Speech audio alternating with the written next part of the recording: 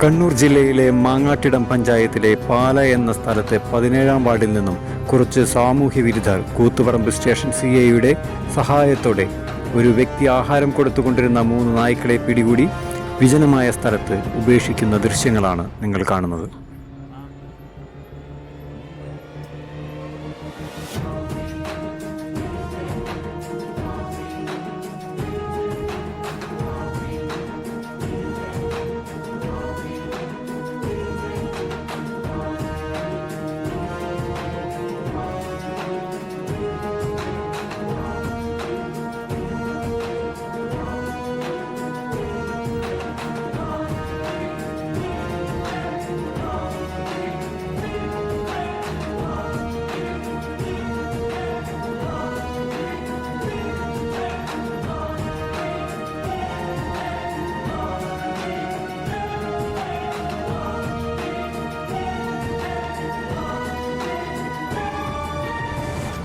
ഒരു ക്രൂരതയും ഞങ്ങൾ പൊറുക്കില്ല.